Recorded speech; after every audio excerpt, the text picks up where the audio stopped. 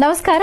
G Kannada ವಾಹಿನಿಯ ಸಮಸ್ತ ವೀಕ್ಷಕರಿಗೆಲ್ಲ ಮಾರ್ಗಶಿರ ಧನುರ್ಮಾಸದ ವಿಶೇಷ ಮಹರ್ಷಿವಾಣಿ ಕಾರ್ಯಕ್ರಮಕ್ಕೆ ಆತ್ಮೀಯವಾದಂತಹ ಸುಸ್ವಾಗತ. Powered by Malgudi continental filter coffee, special partners Amrutha Bindu ಮತ್ತು ಎಬಿ ಪ್ರಾಪರ್ಟೀಸ್ ಹಾಗೂ divine partner Deepam lamp oil. ವೀಕ್ಷಕರೇ, ಇದು ಶನಿವಾರದ ವಿಶೇಷ ಮಹರ್ಷಿವಾಣಿ ಕಾರ್ಯಕ್ರಮ. ಮೊದಲನೇದಾಗಿ ಜಿ ಕನ್ನಡ ವಾಹಿನಿಯ ಸಮಸ್ತ ವೀಕ್ಷಕರಿಗೆಲ್ಲ 2022 ಹೊಸ ವರ್ಷದ ಹಾರ್ದಿಕ ಶುಭಾಶಯಗಳು.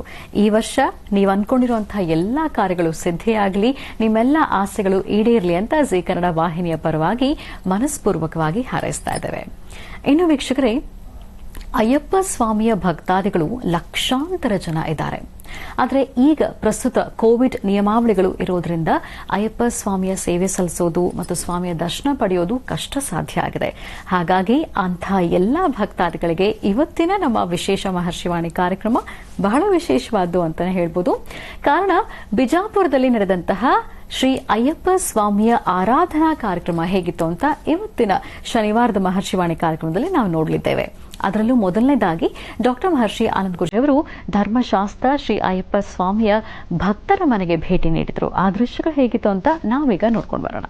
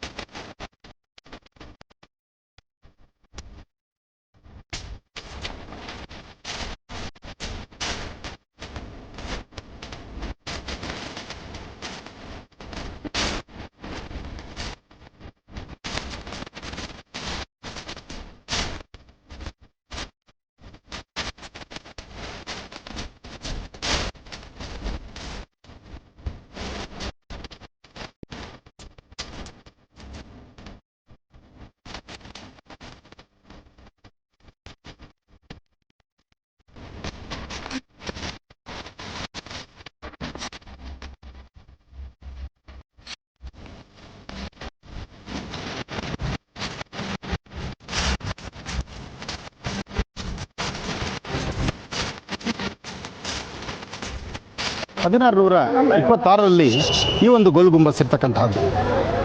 ಈ ಗೋಲ್ ಗುಂಬಸ್ಸನ್ನು ತಾವು ನೋಡ್ತಾ ಇದ್ದೀರಿ. ಇದು ಏಷ್ಯಾದಲ್ಲಿ 2ನೇ ಭಾಗದ ಅತಿ ದೊಡ್ಡದಾದಂತಹ ಒಂದು ಗೋಲ್ ಗುಂಬಸ್. ಇಡೀ ಏಷ್ಯಾ ಖಂಡದಲ್ಲೇ ಇಂತಹ ಒಂದು ಬೃಹತ್ ಮಟ್ಟದ ಗೋಲ್ ಗುಂಬಸ್ಸು ಮತ್ತೊಂದಿಲ್ಲ ಅಂತ ಹೇಳ್ತಾರೆ. ಅಂತಹ ಒಂದು ವೈಶಿಷ್ಟ್ಯತೆ. ಈಗ ನಾವು ಎಲ್ಲಿದ್ದೀವಿ? ಬಹುಶಃ ಈಗಾಗಲೇ ನಿಮಗೆ ಎಲ್ಲರಿಗೂ ಗೊತ್ತಾಗಿದೆ ಅನ್ಸುತ್ತೆ. ಎಲ್ಲರಿಗೂ ಗೊತ್ತಾಗಿದೆ, ಈ ಗೋಲ್ ಗುಂಬಸ್ ಇರ್ತಕ್ಕಂತಹದ್ದು ಹಿಂದೆ ಬಿಜಾಪುರ, ಇಂದು ವಿಜಯಪುರ. ಹಿಂದೆ ಬಿಜಾಪುರ, ಇಂದು ವಿಜಯಪುರ. ವಿಜಯಪುರ ಅಂತ ನಾಮಕರಣ ಆಗಿರ್ತಕ್ಕಂತಹ ಈ ಒಂದು ವಿಶೇಷವಾಗಿರ್ತಕ್ಕಂಥ ಆಸ್ಥಾನ. ಗೋಲ್ ಗುಂಬಸ್ಸು ಮುಂದೆ ಏನು ನೋಡ್ತಾ ಇದ್ರೋ ಹಿಂದೆ ಇನ್ನೂ ಬೃಹತ್ ಮಟ್ಟದ ಒಂದು ವಿಶೇಷವಾಗಿರ್ತಕ್ಕಂಥ ಗೋಲ್ ಗುಂಬಸ್ ಇದೆ. ಆ ಗೋಲ್ ಗುಂಬಸ್ ಒಳಗಡೆ ಹೋಗಿ ಆ ಒಳಗಡೆ ಪರಿಕ್ರಮಿಸಿ ಒಳಭಾಗದಲ್ಲಿ ಅದರ ಮೇಲ್ಭಾಗದಲ್ಲಿ ಸುಮಾರು 4-5 ಫ್ಲೋರ್ ಮೇಲ್ಗಡೆ ಹೋದರೆ ಅಲ್ಲಿ ನೀವೆಷ್ಟು ಪಿಸಿಗುಟ್ಟಿ ಮಾತಾಡಿದ್ರು ಸೀದಾ ಬೃಹತ್ ಮಟ್ಟದಲ್ಲಿ ಕೇಳಿಸುತ್ತೆ. ಅಂತಹ ಒಂದು ವೈಶಿಷ್ಟ್ಯತೆ, ಅಂತಹ ಒಂದು ವಿಶೇಷತೆ, ಅಂತಹ ಒಂದು ವಿಜ್ಞಾನವನ್ನು, ಯಾಕೆಂದರೆ ಆಗಿನ ಜನರೇಷನ್ನಲ್ಲೇ ಇಂತಹ ಒಂದು ಬೃಹತ್ ಮಟ್ಟದ ಕಟ್ಟಡವನ್ನು ಮಾಡಿದ್ದಾರೆ, ಅಂತಹ ಒಂದು ಗೋಲ್ ಗುಂಬಸ್ಸನ್ನು ಮಾಡಿದ್ದಾರೆ. ಗೋಲ್ ಗುಂಬಸ್ಸನ್ನು ನೋಡೋಣ. ಸಾಕಷ್ಟು ಜನ ವಿದ್ಯಾರ್ಥಿಗಳು ಬಂದಿದ್ದಾರೆ. ಯಾಕೆಂದರೆ ವಿದ್ಯಾರ್ಥಿಗಳ ಪಾಠದಲ್ಲೂ ಸಹಿತ ಇದೆ. ನಮ್ಮಲ್ಲಿರ್ತಕ್ಕಂಥ, ನಮ್ಮ ಭಾರತ ಖಂಡದಲ್ಲಿರ್ತಕ್ಕಂಥ ಇಂಥ ಬೃಹತ್ ಮಟ್ಟದ ವಿಶೇಷವಾಗಿರ್ತಕ್ಕಂಥ ವಿಸ್ಮಯ ತಾಣಗಳನ್ನು ನೋಡೋದೇ ಒಂದು ಆನಂದ. ಬನ್ನಿ ನೋಡೋಣ.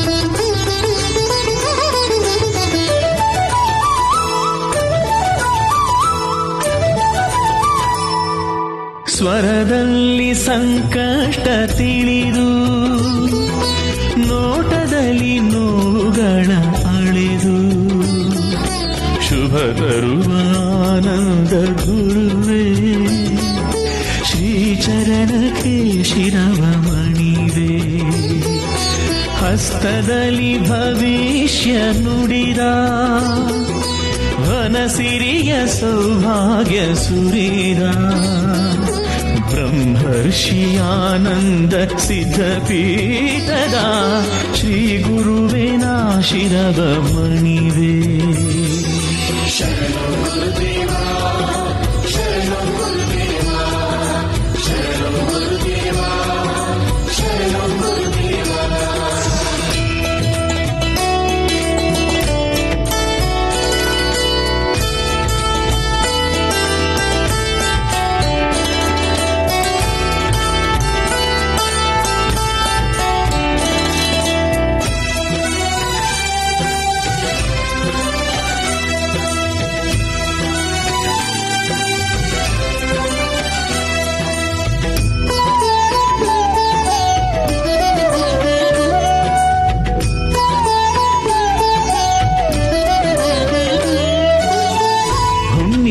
ದಿನದಿ ಕಡು ವ್ರತವಗೈದು ಮೌನವನು ಆಚರಿಸೋ ಗುರುವೇ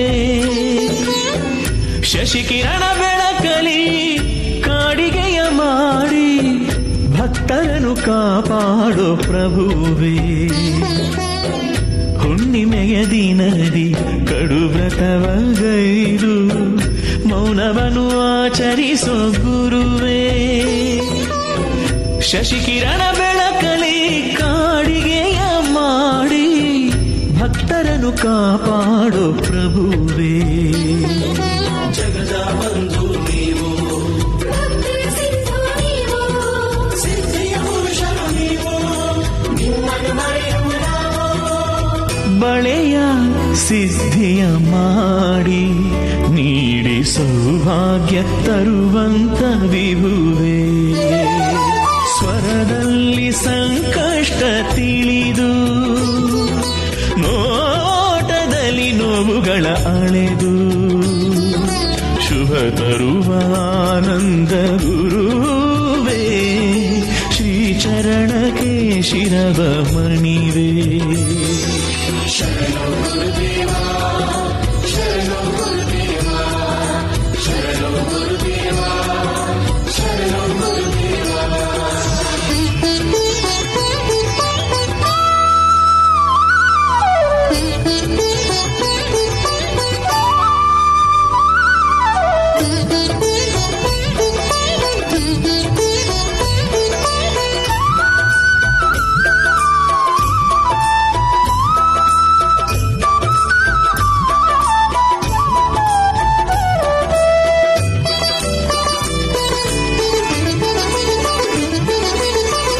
ಫಲವನ್ನು ನೀಡಿ ಪ್ರಾಣವನ್ನು ಉಳಿಸಿ ಲೀಲೆಯನು ಗೈದಂಥ ಪ್ರಭುವೇ ಪ್ರತಿ ಪ್ರಾಣಿ ಪಕ್ಷಿಗಳ ಭಾವನೆಯ ಅರಿತು ಜೀವಿಗಳ ಪಾಲಿಸಿದ ಗುರುವೇ ಫಲವನ್ನು ನೀಡಿ ಪ್ರಾಣವನ್ನು ಉಳಿಸಿ ಲೀಲೆಯನು ಗೈದಂಥ ಪ್ರಭುವೇ ಪ್ರತಿ ಪ್ರಾಣಿ ಪಕ್ಷಿಗಳ ಭಾವನೆಯ ಅರಿತು ಜೀವಿಗಳ ಪಾಲಿಸಿದ ಗುರುವೇ ಜಗದ ಬಂಧು ನೀವು ಸಿದ್ಧಿಯ ಪುರುಷರು ನೀವು ವನಸಿರಿ ವೈದ್ಯೋತ್ತಮರೇ ಶುದ್ಧ ಮನಸ್ಸಿನ ಪುರುಷೋತ್ತಮರೇ ಸ್ವರದಲ್ಲಿ ಸಂಕಷ್ಟ ತಿಳಿದು ನೋಟದಲ್ಲಿ ನೋವುಗಳ ಅಳೆದು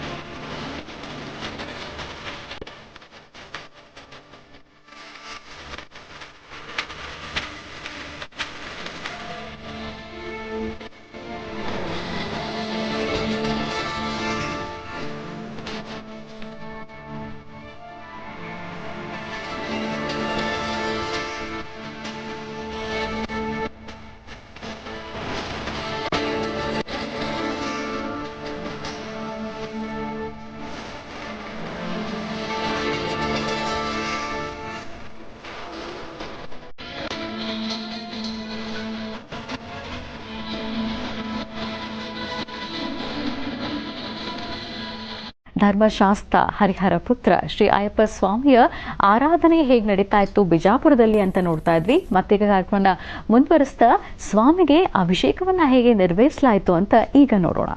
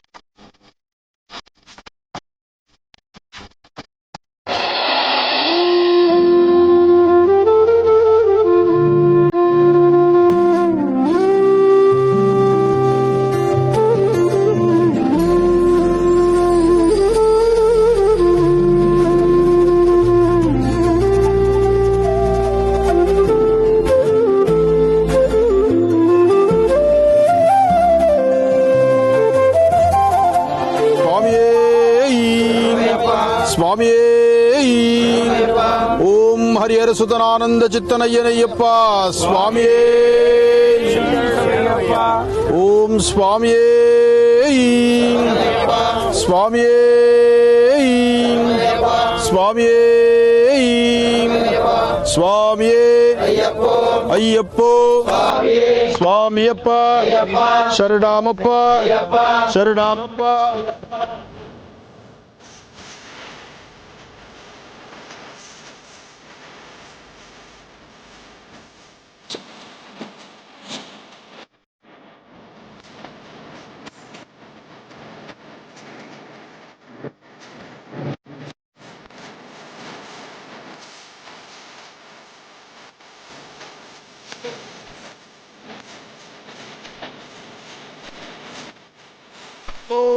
ಸ್ವಾಮಿಯೇ ಸ್ವಾಮಿಯೇ ಸ್ವಾಮಿಯೇ.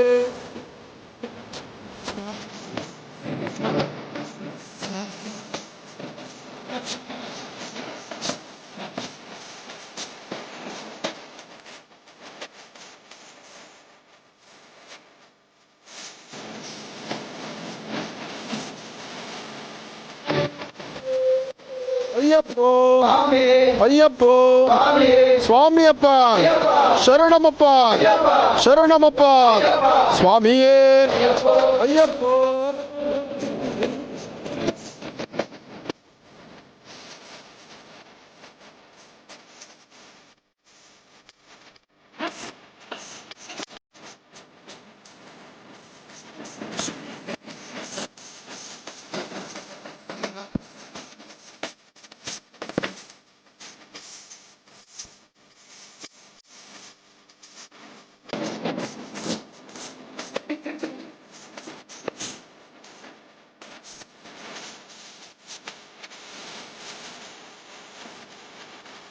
ಸ್ವಾಮಿ ದಿಂದಗ ದೋಮ್ ದೋಮ್ ಅಯ್ಯಪ್ಪ ದಿಂದಗ ದೋಮ್ ದೋಮ್ ಭಗವಾನ್ ದಿಂದಗ ದೋಮ್ ದೋಮ್ ಸ್ವಾಮಿಯೇ ಅಯ್ಯಪ್ಪ.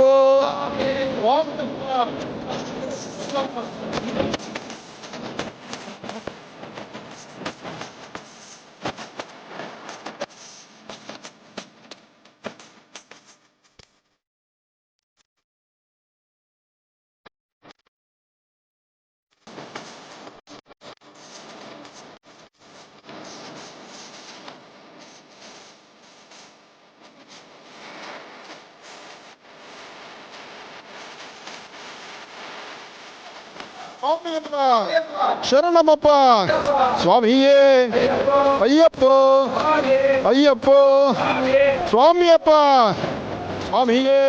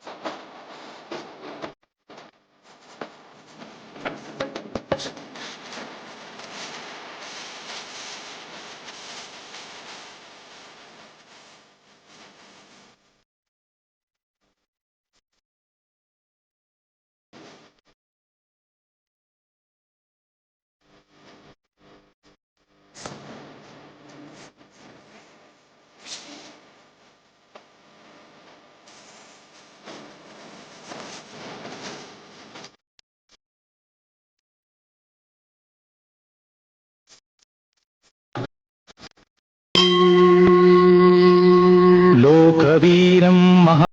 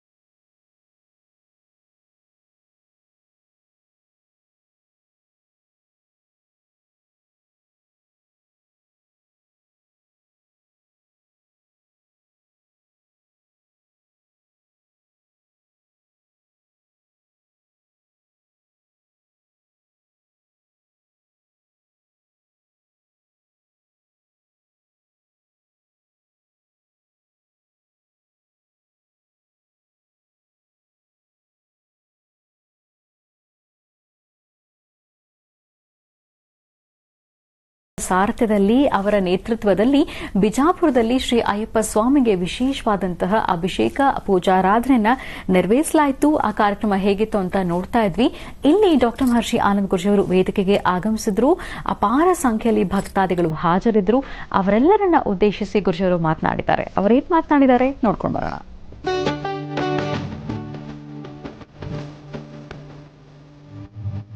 ನಿನ್ನ ಕಣ್ಣೆ ಅಳತೆಗೋರು ಸರಿ ತಪ್ಪಿಗೆ ನೀ ಅಳೆದು ಕೊಡುವ ಪಾಲು ನನಗೊಪ್ಪಿಗೆ. ನಿನ್ನ ಕಣ್ಣೆ ಅಳತೆಗೋರು ಸರಿ ತಪ್ಪಿಗೆ ನೀ ಅಳೆದು ಕೊಡುವ ಪಾಲು ನನಗೊಪ್ಪಿಗೆ. ತಪ್ಪನ್ನೆಲ್ಲ ಮನ್ನಿಸಬಲ್ಲ ಕರುಣಾಮಯನೇ ನಿನ್ನ ಹೆಸರಿನ ನಿಧಿಯು ಪೂರಯ್ಯನೇ. ಮನೆ ದೇವರೇ ನಿನಗೆ ಉಸಿರಿಗಿಂತ ಮೇಲು ಎನ್ಸಿರು ಕೊಟ್ಟಿದರು ಬದುಕಿಸೋದಯಾಳು. ನಿನ್ನ ಕಣ್ಣೆ ಅಳತೆಗೋಲು ಸರಿ ತಪ್ಪಿಗೆ ನೀ ಎಳೆದು ಕೊಡುವ ಪಾಲು ನನಗೊಪ್ಪಿಗೆ.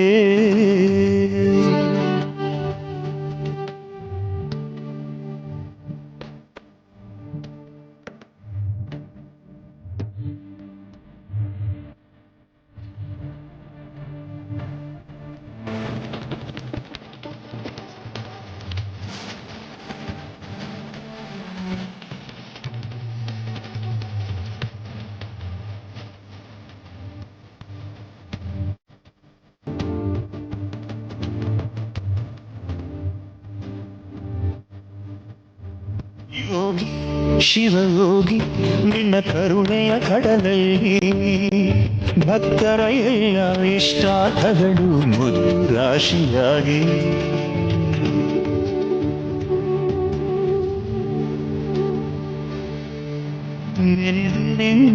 ನೆನೆದು ಈ ಜೀವನ ಪಯಣವಿದು ಸಾರ್ಥಕವಾಯಿತು. ನಲಿವು ಮೂಡಿತು ನಮ್ಮ ನೋವು ನೀಗಿ. ಗುರು ನಿನ್ನಲೀಗೆ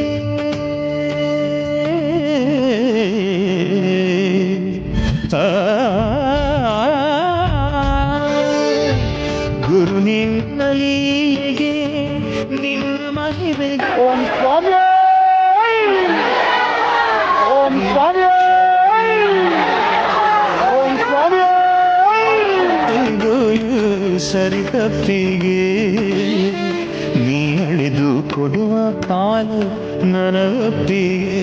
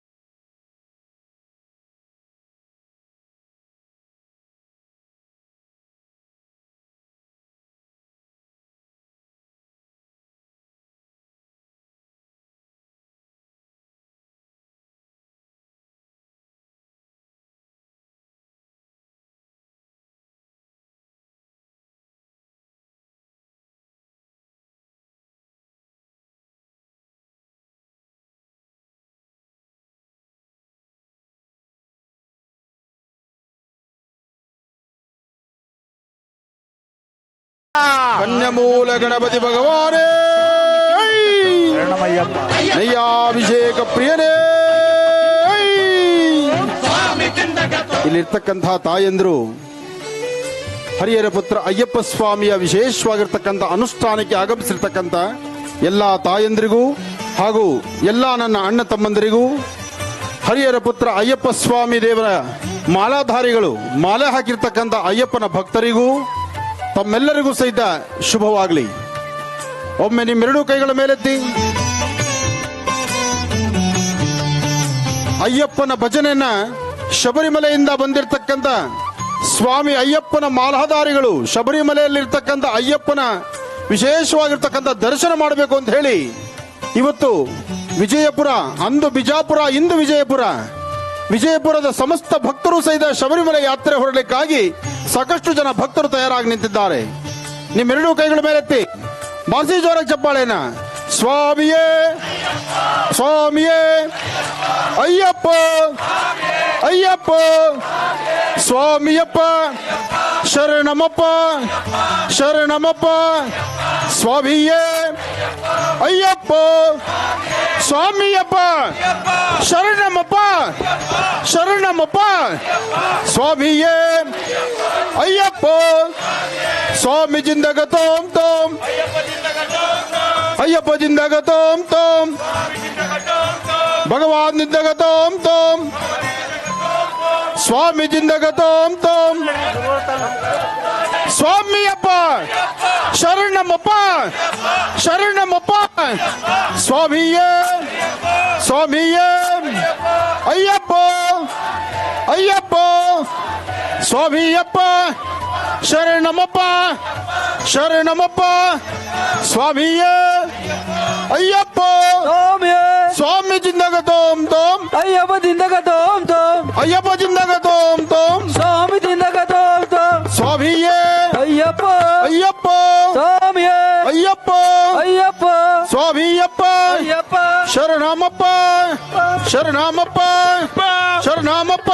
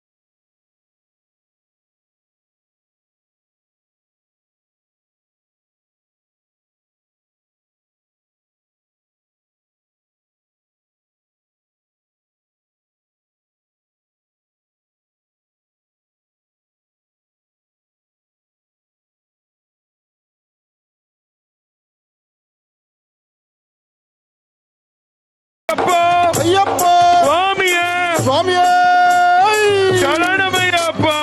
ಹರಿಹರ ಸುತ್ತ ಅಯ್ಯಪ್ಪ ಸ್ವಾಮಿಯ ವಿಶೇಷವಾಗಿರ್ತಕ್ಕಂಥ ಅನುಷ್ಠಾನಕ್ಕೆ ಆಗಮಿಸಿರ್ತಕ್ಕಂಥ ಭಕ್ತ ಮಹಾಶಯರಲ್ಲಿ ಮೊದಲು ಎರಡು ವಿಚಾರವನ್ನ ನಿಮ್ಮ ಮನಸ್ಸಲ್ಲಿ ಗಟ್ಟಿ ಮಾಡಿಕೊಳ್ಳಿ. ಭಕ್ತ ಮಹಾಶಯರು ನೀವು ಭಕ್ತಿ ಪರಾಕಾಷ್ಠೆಯಲ್ಲಿ ಮೆರೆಯುವಾಗ ನಿಮ್ಮ ಬೆಲೆ ಬಾಳತಕ್ಕಂಥ ವಸ್ತುಗಳ ಬಗ್ಗೆ ಒಂದಷ್ಟು ಜಾಗೃತರಾಗಿರಿ. ಬೆಲೆ ಬಾಳುವ ವಸ್ತುಗಳ ಕಡೆ ಗಮನ ಇರಲಿ. ಎಲ್ಲ ಅಯ್ಯಪ್ಪ ಭಕ್ತರು ಹಾಗೆ ಸಾಕಷ್ಟು ಜನ ತಾಯಂದ್ರು ತಾವು ಆಗಮಿಸಿದ್ದೀರಿ. ನೀವೆಲ್ಲ ಈ ಶುಭ ಸಂಧ್ಯಾಕಾಲ ಭಗವತಿಯ ಅನುಷ್ಠಾನಕ್ಕಾಗಿ ಆಗಮಿಸಿರ್ತಕ್ಕಂಥ ಎಲ್ಲ ಭಕ್ತ ಮಹಾಶಯರಿಗೂ ಹರಿಹರ ಪುತ್ರ ಅಯ್ಯಪ್ಪ ಸ್ವಾಮಿಯ ಸಂಪೂರ್ಣ ಅನುಗ್ರಹ ಉಂಟಾಗಲಿ.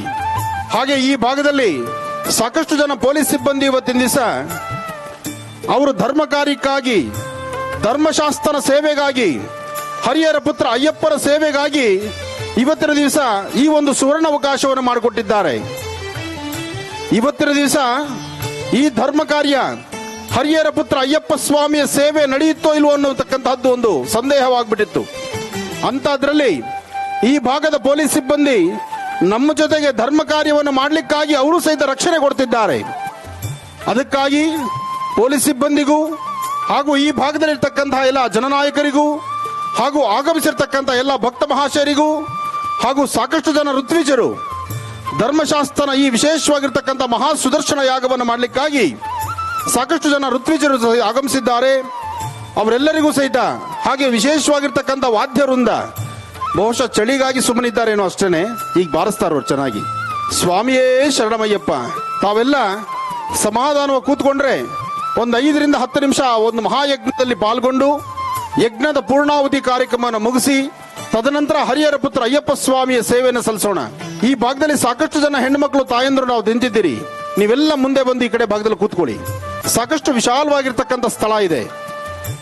ನಭೂತೋ ನವವಿಶತ್. ಇವತ್ತಿನ ದಿವಸ ಈ ಒಂದು ವಿಜಯಪುರದಲ್ಲಿ ನಡೀತಿರ್ತಕ್ಕಂಥ ಈ ಹರಿಹರ ಪುತ್ರ ಅಯ್ಯಪ್ಪ ಸ್ವಾಮಿಯ ಸೇವೆ, ಈ ಸೇವೆಗಾಗಿ ಆಗಮಿಸಿರ್ತಕ್ಕಂಥ ತಾಯಂದ್ರು, ಇದೆಲ್ಲ ಒಂದು ಮಹತ್ತರವಾಗಿರ್ತಕ್ಕಂಥದ್ದು ಧರ್ಮ ಕಾರ್ಯ. ಈ ಧರ್ಮ ಕಾರ್ಯಕ್ಕೆ ಆಗಮಿಸಿರ್ತಕ್ಕಂಥ ಎಲ್ಲ ನನ್ನ ಅಣ್ಣ ತಮ್ಮಂದರು ಹಾಗೂ ಅಕ್ಕ ತಂಗಿಯರು, ತಾಯಂದರು, ಇಷ್ಟು ಜನ ತಾವೆಲ್ಲರೂ ಬಂದಿದ್ದೀರಿ. ಈ ಧರ್ಮದ ವಿಶೇಷವಾಗಿರ್ತಕ್ಕಂಥ ಹರಿಹರ ಪುತ್ರ ಅಯ್ಯಪ್ಪ ಸ್ವಾಮಿಯ ಸೇವೆಗೆ ಆಗಮಿಸಿರ್ತಕ್ಕಂಥ ನಿಮ್ಮೆಲ್ಲರಿಗೂ ಅಯ್ಯಪ್ಪನ ಸಂಪೂರ್ಣ ಅನುಗ್ರಹ ಉಂಟಾಗಲಿ. ಓಂ ಹರಿಹರ ಪುತ್ರಾಯ ಪುತ್ರಲಾಭಾಯ ಮಹಾಶಾಸ್ತ್ಯಂ ಶತ್ರು ವಿನಾಶನಾಯ ಪ್ರತ್ಯಕ್ಷ ಶೂಲ ವಿದಾಯ ಮದಗಜವಾಹನಾಯ ವರವರದ ಸರ್ವಜನಮೇವ ಶವಾನಾಯ ಸ್ವಾಹ. ಎಲ್ಲರೂ 3 ಬಾರಿ ಹೇಳಿ. ಓಂ ಸ್ವಾಮಿಯೇ, ಓಂ ಸ್ವಾಮಿಯೇ, ಓಂ ಸ್ವಾಮಿಯೇ, ಓಂ ಹರಿಹರ ಸುತನ್ ಆನಂದ ಚಿತ್ತನ್ ಅಯ್ಯನಯ್ಯಪ್ಪನ್ ಸ್ವಾಮಿಯೇ ಶರಣಮಯ್ಯಪ್ಪ. ಮಹಾಯಜ್ಞಕ್ಕೆ ಸನ್ನಿಹಿತವಾದಂಥ ಕಾಲ. ಆ ಯಜ್ಞೇಶ್ವರನ ಕಾಯಿಸೋದು ಬೇಡ. ಯಜ್ಞೇಶ್ವರನ ಅನುಗ್ರಹ ಆದ ನಂತರ ವಿಶೇಷವಾಗಿರ್ತಕ್ಕಂಥ ಹರಿಹರ ಪುತ್ರ ಅಯ್ಯಪ್ಪ ಸ್ವಾಮಿಯ ಪೂಜಾನುಷ್ಠಾನವನ್ನ, ಅಭಿಷೇಕವನ್ನ ಈಗ ಮಾಡೋಣ.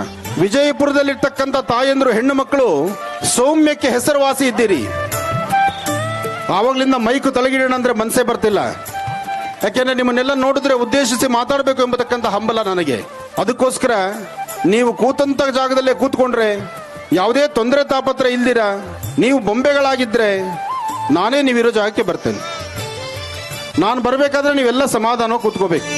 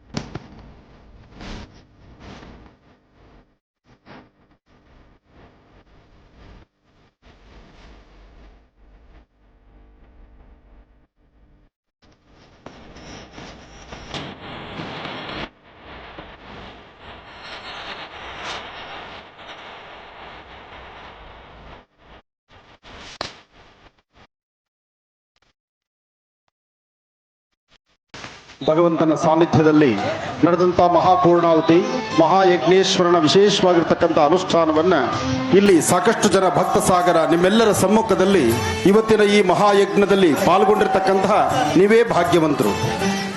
ದೊರಕುನ ಇటువంటి ಸೇವಾ, ಇಂತಹ ಸೇವೆ ಧನುರ್ಮಾಸದ ಈ ಶುಭ ಮುಹೂರ್ತದಲ್ಲಿ ಸಿಕ್ಕಂತ ಈ ಅನುಷ್ಠಾನ ತಾವೆಲ್ಲರೂ ಸಹಿತ ಶ್ರದ್ಧೆಯಿಂದ ಭಕ್ತಿಯಿಂದ ಭಗವಂತನ ಪ್ರಾರ್ಥನೆ ಮಾಡೋದ್ರಿಂದ ನಿಮ್ಮ ಮನೋಕಾಮನೆಗಳನ್ನು ಸಿದ್ಧಿಪಡಿಸ್ಕೊಳ್ಬಹುದು. ಅದಕ್ಕಾಗಿ ತಾವೆಲ್ಲ ಶಬರಿಮಲೆ ಅಯ್ಯಪ್ಪನ ನೋಡಬೇಕು ಅಂದ್ರೆ ಅಯ್ಯಪ್ಪ ಸ್ವಾಮಿಯ ಸಾನ್ನಿಧ್ಯದಲ್ಲಿ ಇಷ್ಟು ಹೊತ್ತು ನೀವು ನಿಲ್ಲಿಕ್ಕಾಗುವುದಿಲ್ಲ. ಬಹಳ ದೂರದಲ್ಲಿ ನೀವು ಪರಿಕ್ರಮಿಸಿ ಶಬರಿಮಲೆ ತನಕ ನಿಮ್ಮ ಪ್ರಯಾಣವನ್ನು ಬೆಳೆಸಿ ಅಯ್ಯಪ್ಪನ ಸಾನ್ನಿಧ್ಯದಲ್ಲಿ ಕಣ್ತುಂಬ ಅಭಿಷೇಕ ನೋಡೋ ಭಾಗ್ಯ ನಿಮ್ಮದಾಗುವುದಿಲ್ಲ. ಅಂತಹದ್ರಲ್ಲಿ ಇವತ್ತಿನ ದಿವಸ ವಿಜಯಪುರದ ಈ ಸುಂದರವಾದಂತಹ ಪ್ರದೇಶದಲ್ಲಿ ಹರಿಹರ ಪುತ್ರ ಅಯ್ಯಪ್ಪ ಸ್ವಾಮಿಗೆ ನಡೆಯುವಂತಹ ಫಲಪಂಚಾಮೃತ ಅಭಿಷೇಕ, ಅದರಲ್ಲೂ ಸ್ವಾಮಿಗೆ ಗೋಕ್ಷೀರ ಆಜ್ಯ ಅಂದ್ರೆ ತುಪ್ಪದಿಂದ ಅಭಿಷೇಕ ಅಂದ್ರೆ ಬಹಳ ಪ್ರೀತಿ ಆತನಿಗೆ. ಅಂತಹ ತುಪ್ಪದ ಅಭಿಷೇಕವನ್ನು ನೋಡುವ ಭಾಗ್ಯ ಇವತ್ತು ತಮ್ಮೆಲ್ಲರಿಗೂ ಇದೆ. ಇಲ್ಲಿ ಈಗಷ್ಟೇ ಮಹಾಪೂರ್ಣಾಹುತಿ ಆಗಿದೆ.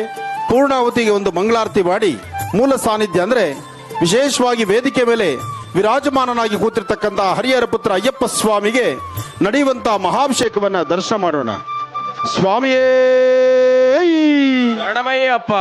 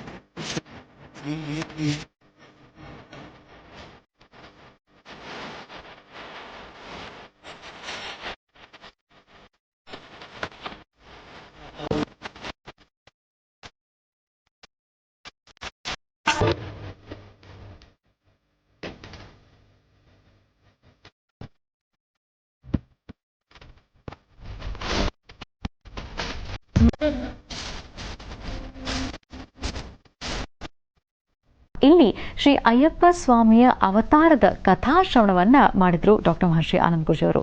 ಹೇಗಿತ್ತು? ನಾವು ಕೂಡ ಆ ಕಥಾಶ್ರವಣ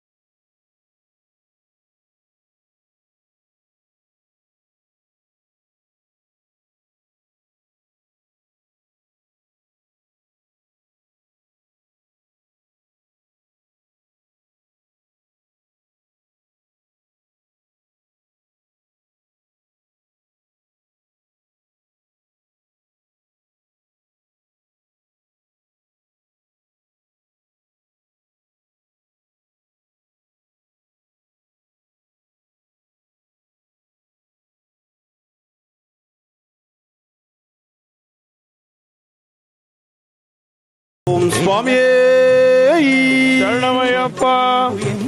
ಅಯ್ಯಪ್ಪ ಹರಿಹರ ಪುತ್ರ, ಶಿವ ಮತ್ತು ವಿಷ್ಣುವಿನ ಪುತ್ರ.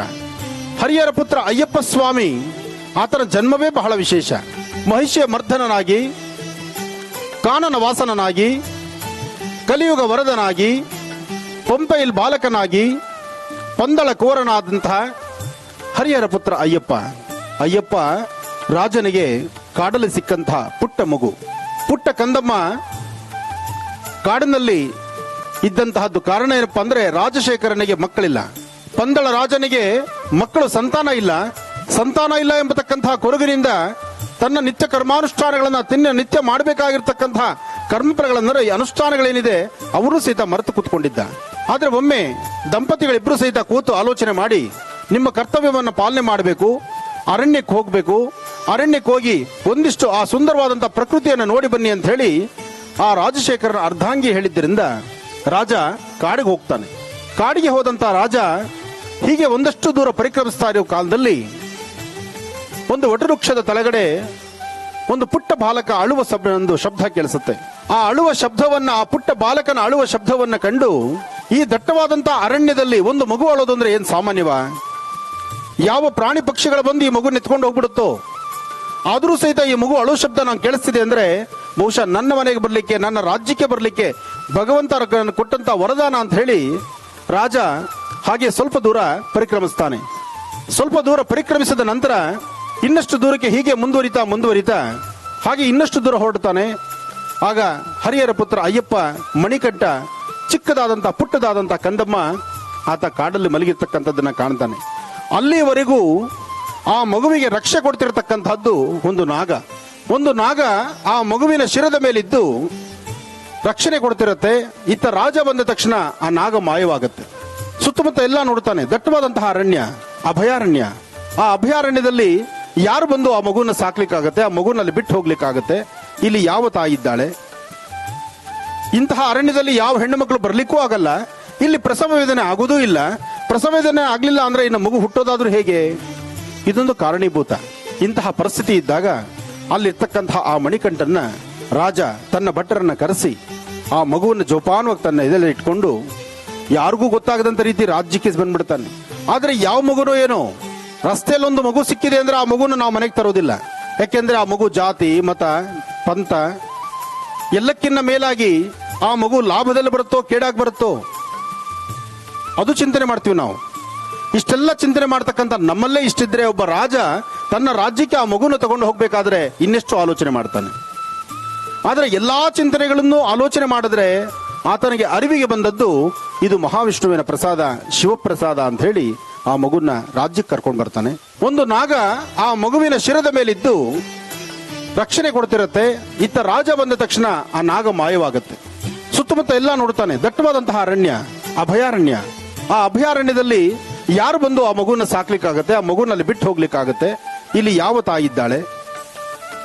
ಇಂತಹ ಅರಣ್ಯದಲ್ಲಿ ಯಾವ ಹೆಣ್ಣು ಮಕ್ಕಳು ಬರ್ಲಿಕ್ಕೂ ಆಗಲ್ಲ. ಇಲ್ಲಿ ಪ್ರಸವ ವೇದನೆ ಆಗುವುದೂ ಇಲ್ಲ. ಪ್ರಸವ ವೇದನೆ ಆಗ್ಲಿಲ್ಲ ಅಂದ್ರೆ ಇನ್ನು ಮಗು ಹುಟ್ಟೋದಾದ್ರೂ ಹೇಗೆ? ಇದೊಂದು ಕಾರಣೀಭೂತ. ಇಂತಹ ಪರಿಸ್ಥಿತಿ ಇದ್ದಾಗ ಅಲ್ಲಿರ್ತಕ್ಕಂತಹ ಆ ಮಣಿಕಂಠನ್ನ ರಾಜ ತನ್ನ ಭಟ್ಟರನ್ನ ಕರೆಸಿ ಆ ಮಗುವನ್ನು ಜೋಪಾನವಾಗಿ ತನ್ನ ಇದರಲ್ಲಿ ಇಟ್ಕೊಂಡು ಯಾರಿಗೂ ಗೊತ್ತಾಗದಂತ ರೀತಿ ರಾಜ್ಯಕ್ಕೆ ಬಂದ್ಬಿಡ್ತಾನೆ. ಆದ್ರೆ ಯಾವ ಮಗುನೋ ಏನೋ ರಸ್ತೆಯಲ್ಲಿ ಒಂದು ಮಗು ಸಿಕ್ಕಿದೆ ಅಂದ್ರೆ ಆ ಮಗುನ ನಾವು ಮನೆಗೆ ತರೋದಿಲ್ಲ. ಯಾಕೆಂದ್ರೆ ಆ ಮಗು ಜಾತಿ, ಮತ, ಪಂಥ ಎಲ್ಲಕ್ಕಿಂತ ಮೇಲಾಗಿ ಆ ಮಗು ಲಾಭದಲ್ಲಿ ಬರುತ್ತೋ ಕೇಡಾಗಿ ಬರುತ್ತೋ ಅದು ಚಿಂತನೆ ಮಾಡ್ತೀವಿ ನಾವು. ಇಷ್ಟೆಲ್ಲ ಚಿಂತನೆ ಮಾಡ್ತಕ್ಕಂಥ ನಮ್ಮಲ್ಲೇ ಇಷ್ಟಿದ್ರೆ ಒಬ್ಬ ರಾಜ ತನ್ನ ರಾಜ್ಯಕ್ಕೆ ಆ ಮಗುನ ತಗೊಂಡು ಹೋಗ್ಬೇಕಾದ್ರೆ ಇನ್ನೆಷ್ಟು ಆಲೋಚನೆ ಮಾಡ್ತಾನೆ. ಆದ್ರೆ ಎಲ್ಲಾ ಚಿಂತನೆಗಳನ್ನು ಆಲೋಚನೆ ಮಾಡಿದ್ರೆ ಆತನಿಗೆ ಅರಿವಿಗೆ ಬಂದದ್ದು ಇದು ಮಹಾವಿಷ್ಣುವಿನ ಪ್ರಸಾದ, ಶಿವಪ್ರಸಾದ ಅಂತ ಹೇಳಿ ಆ ಮಗುನ ರಾಜ್ಯಕ್ಕೆ ಕರ್ಕೊಂಡು ಬರ್ತಾನೆ. ರಾಜ್ಯದಲ್ಲಿ ತನಗೆ ಅರಿವಿಲ್ಲದಂತ ರೀತಿ ಸಂಭ್ರಮ ಸಡಗರ ಬರುತ್ತೆ. ಆ ಸಂಭ್ರಮ ಸಡಗರದಿಂದ ಸಂತಸದಿಂದ ಇರುವಂತಹ ಆ ಶುಭಗಳಿಗೆ ತನ್ನ ಅರ್ಧಾಂಗಿ ರಾಣಿನೂ ಸಹಿತ ನೋಡಿ ಬಹಳಷ್ಟು ಆನಂದದಿಂದ ಆ ಮಗುನ ಸಾಕಿ ಸಲಹಿ ಒಂದಷ್ಟು ದಿನಗಳಾದ ತಕ್ಷಣ ಆ ಮಗು ಹೀಗೆ ಕಾಲಕ್ರಮೇಣ ಬೆಳೆದು ದೊಡ್ಡದಾಗತ್ತೆ. ಬೆಳೆದು ದೊಡ್ಡದಾಗ್ತಾ ಇರತಕ್ಕಂತಹ ಕಾಲದಲ್ಲೇ ಆ ರಾಜ್ಯದಲ್ಲಿ ಆ ರಾಜಕುವರನಿಗೆ ಅಂದ್ರೆ ರಾಜನಿಗೆ, ರಾಜ ಮತ್ತು ಅವರ ದಂಪತಿಗಳಿಗೆ ಪುನಃ ಒಂದು ಗರ್ಭ ನಿಲ್ಲುವಂತಹದ್ದಾಗತ್ತೆ. ಮಣಿಕಂಠ ಈ ರಾಜ್ಯಕ್ಕೆ ಬಂದ ಮೇಲೆ ಆ ರಾಜ ದಂಪತಿಗಳಿಗೆ ಮತ್ತೊಂದು ಸಂತಾನ ಆಗತ್ತೆ. ಸಂತಾನನು ಬೆಳೀತಾ ಬರುತ್ತೆ. ಇಬ್ಬರನ್ನು ಸಹಿತ ಗುರುಕುಲಕ್ಕೆ ಕಳಿಸ್ತಾರೆ. ಗುರುಕುಲದಲ್ಲಿ ವಿದ್ಯಾಭ್ಯಾಸವನ್ನು ಮಾಡ್ತಿರ್ತಾರೆ.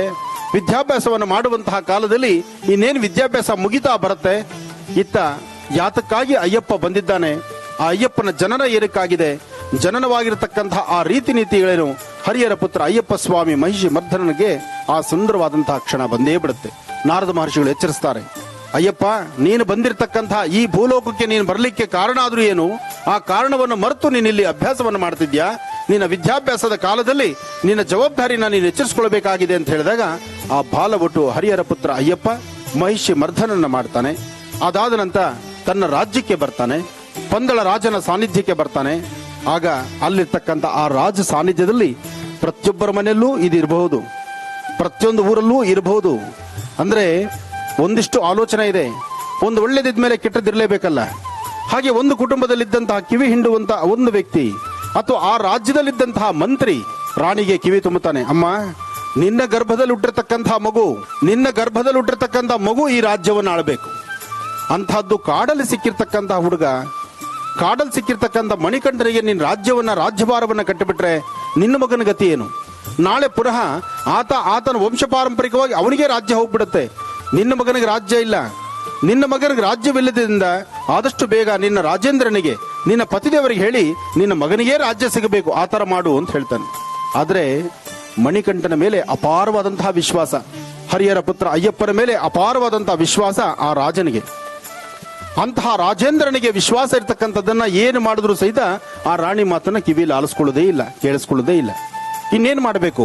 ಆ ಹೆಣ್ಣು ಮಗಳು ತಾಯಿ ಅವಳೇ ಏನಾದ್ರು ಬುದ್ಧಿ ಉಪಯೋಗಿಸ್ಬೇಕಲ್ಲ, ಕಾಲಚಕ್ರ ಉರುಳಬೇಕು. ಆಗ ಆಲೋಚನೆ ಮಾಡ್ತಾಳೆ, ಅಲ್ಲಿರ್ತಕ್ಕಂತಹ ವೈದ್ಯರನ್ನ ಕರೆಸ್ತಾಳೆ. ನನಗೆ ಬಹಳಷ್ಟು ತಲೆಶೂಲ ಇದೆಯಾ, ಅಂದ್ರೆ ತಲೆನೋವು ಬಹಳಷ್ಟು ಇದೆ, ಇದಕ್ಕೆ ವೈದ್ಯರಿಂದ ಮೆಡಿಸಿನ್ ಸಿಕ್ತಿಲ್ಲ. ಆದ್ರೆ ವೈದ್ಯರು ಒಂದು ಕಿವಿ ಮಾತು ಹೇಳಿದ್ದಾರೆ, ಇದಕ್ಕೆ ಹುಲಿ ಹಾಲಲ್ಲಿ ಮಾತ್ರ ಔಷಧಿ ಇದೆ ಅಂತ ಹೇಳ್ತಿದ್ದಾರೆ ಅಂತ ಹೇಳಿ ರಾಜೇಂದ್ರನ ಮುಂದಿಡ್ತಾಳೆ. ಯಾರು ಕಾಡಿಗೆ ಹೋಗಿ ಹುಲಿ ಹಾಲು ಹಿಡ್ಕೊಂಡ್ಬರೋರು? ಹಸು ಹಾಲು ಕೇಳಿದ್ರೆ ಇವತ್ತಿನ ದಿವಸ ಹಸು ಕರುಗಳನ್ನ ನಾವು ಕಸಾಯಿಖಾನೆ ಕಳಿಸ್ತಾ ಇದೀವಿ ಅಲ್ವಾ? ನೋಡಿ ಎಂಥ ಪರಿಸ್ಥಿತಿಗೆ ಬಂದ್ಬಿಟ್ಟಿದ್ದೀವಿ ನಾವು. 3 ತಿಂಗಳು ಎದೆ ಹಾಲು ಕೊಟ್ಟು ಸಾಕೋ ತಾಯಿ ಜೀವನದ ಕಡೆಯವರೆಗೂ ಸಾಕಿ ಸಲ್ಲತಕ್ಕಂತಹ ಗೋಮಾತೆ, ಅಂತಹ ಗೋವನ್ನೇ ಕಸಾಯಿಖಾನೆ ಕಳಿಸುವಂತ ಪರಿಜ್ಞಾನ ಉಳ್ಳಂತವ್ರು ನಾವಾಗಿರ್ಬೇಕಾದ್ರೆ ಆಗ ಹುಲಿ ಹಾಲು ತರೋದೊಂದು ಸಾಮಾನ್ಯವ? ಅಂತ ಹುಲಿ ಹಾಲನ್ನು ತರಲಿಕ್ಕೆ ಒಬ್ಬ ಪುರುಷ ರೆಡಿ ಆಗ್ತಾನೆ, ಬಾಲವಟು ರೆಡಿ ಆಗ್ತಾನೆ.